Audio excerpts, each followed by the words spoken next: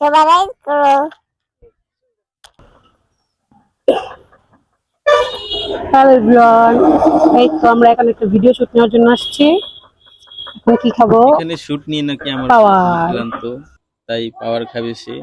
যার কারণে আমি বিকাশে, আমার কাছে নগদ টাকা নাই, বিকাশে বিলটা পে করে দিয়ে এখান থেকে পাওয়ারটা দিলাম তাকে। এখন আমরা পাওয়ারটা খেতে খেতে বাসার দিকে চলে যাব। কি করলাম? শুট নিলাম। ওনার নাকি মাইক্রোফোনই খোলা ফেলাইছে, সে তাহলে এখন মনে আর হয় ভিডিও খুবই নেওয়া রাগ লাগবে না। করেছে, আমার আমি দেয়নি। মাইক্রোফোনটা আবার লাগিয়ে নেই। আর এই মাইক্রোফোন লাগানোর চাপে আমাকে ওই পাওয়ারটা দিতে ভুলে গেছে। আমি তাই বলতেছিলাম যে পাওয়ারটা কি দিবেন নাকি না খেয়ে থাকবো। হাতে নিয়ে আছি কিন্তু খাচ্ছি তো না, সেটা তো আর বোঝে না, তাই আমি তাড়াতাড়ি খুলে তাকে দিলাম। মেয়েটাকে রেখে আসছি ভিডিও শুট করার জন্য। আসলে কখনো এরকম করা হয়নি, তো আজকে প্রথমবার বাসায় রেখে আসছি, তাই অনেক টেনশন হচ্ছে। তাই খুব তাড়াহুড়ো করে বাসায় যাচ্ছিলাম। আসলে এরকম ঠিক না, তবে বেশি সময় শুটটাতে নেব না, যার কারণে আমরা গেছি। আর বেশি সময় লাগেও নাই, 10 মিনিটের মতো লাগছে। আর আমরা খুব শীঘ্রই বাসায় চলে আসছি। তো এইখানে আমরা কিছু পার্সোনাল বিষয়ে কথা বলছিলাম, টাকা পয়সা নিয়ে। আজকের দিনটা অনেক গরম পড়েছিল, তাই একটু ঠান্ডা ঠান্ডা খাচ্ছিলাম, ভালোই লাগছিল গরমের ভিতর। শুট নিয়ে আমরা গেলাম, তো এখন আমরা পাওয়ার খাচ্ছি, তাই বলে কিন্তু আমরা পাওয়ারের এখনই আমি প্রমোশনের চিন্তা ভাবনা করতেছি। এটা শুনে আমার বউ হাসে। আমার মাথায় কি বলবো, আমার রাগই উঠে যায় এখন প্রমোশনের চিন্তা ভাবনা। যাই হোক, সামনের বছর করবো ইনশাল্লাহ। তো তারপরে আমি বাসার ভিতরে চলে আসছি। আমাদের বাসা দোকানের কাছ থেকে বেশি দূর না, এতটুকুই। আমি তারপর বাচ্চাকে রেখে দিয়ে আমরা বের হয়ে গেলাম। আমরা আবার বের হয়ে গেছি। এখন যাব আরেকটা জায়গায় শুট নেওয়ার জন্য। তোমরা আসছো?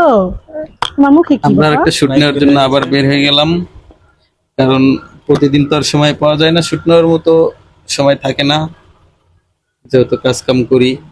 আর তাছাড়াও তো এখন দিন ছোট হয়ে গেছে, আস্তে আস্তে ভিডিও বানানোর সময় পাই না, এই জন্য শুক্রবারে সময় পেয়েছি, চলে যাচ্ছি। পাগলা কই? কই পাগলা? আর হাঁটতে হাঁটতে মেয়েটাকে কিছু ছড়াও শিখাচ্ছিলাম। আর শিখাতে শিখাতে প্রায় আমরা যে জায়গায় শুট নেবো সেই জায়গায় প্রায় চলে আসছি। আর এইদিকে দেখো কত বড় একটা ঘুই সাপ, আল্লাহ রে আল্লাহ, কি ভয়ঙ্কর। আর আমি ওদেরকে ডাইরেকশন দিচ্ছি যে তাড়াতাড়ি আসো, কারণ ওয়েদার চলে গেলে তো ভিডিও ভালো হবে না। আর এইদিকে কয়েকটা মেয়ে সামনে যাচ্ছে, আর আমার হাজবেন্ড বলছে যে দেখো সবাই জুতা হাতে নিচ্ছে, তার মানে হচ্ছে মেয়েরা খুবই কিপটা, যদি জুতা ছিঁড়ে যায়। আর আমি বলছি আরে পাগল, অনেক দূর থেকে হয়তো আসছে, এর কারণে হাতে নিয়ে হাঁটতেছে। আমি বলবো না না, উনারা কিপটাই, তোমরা মেয়ে জাতি কিপটাই। কেমনটা লাগে তাহলে ক? এটা কেউ মানো আর না মানো, মেয়ে মানুষ একটু কিপটে হবে। কারণ তারা টাকার মূল্যটা বুঝে। দেখে আবার দাও দাও, দেখছো কি আনন্দ করতেছে আমি? হ্যাঁ, এই যে আমরা এখন নৌকার মধ্যে আছি। আমাদের 3টা ভিডিও শুট নিলাম আজকে, 3টাই ডান। ভালো হয় নাই একটাও বলে ভালো হয় নাই। এডিট করলে সুন্দর হয়েছে, পাগল বুঝে না এই কথা।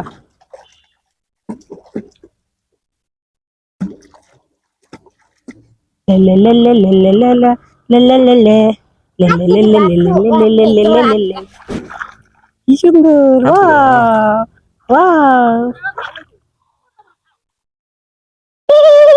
আমার মেয়েটা আবার একটু বাইনা করছে যে পা ভিজাবে। মানে কি কয়? এটা কি সাপ? না এটা দড়ি দড়ি। এটা কি সাপ? না ওটা দড়ি। কোনটা সাপ রে? ওই যে সাপের মতো সমীরণ? দড়ি। চলে এবার জায়গা, সেই জায়গা আমরা খালি নৌকায় উঠি, যে নৌকা বান্ধ থাকে উনি কারণে। আরেকটা শুট নিয়ে ডান, এখন আমরা বাসায় চলে যাচ্ছি। তো এখানে আমি বলতেছিলাম আর শুট নিব না, ওয়েদার চলে গেছে, ভিডিও এতটা সুন্দর হবে না, তো এই বলে আমরা প্রায় বাইরের দিকে রওনা হয়ে গেলাম। এত এক জামা কাপড় পইরা তুই দেখছ আর নিব না, ক্লান্ত হয়ে গেছি।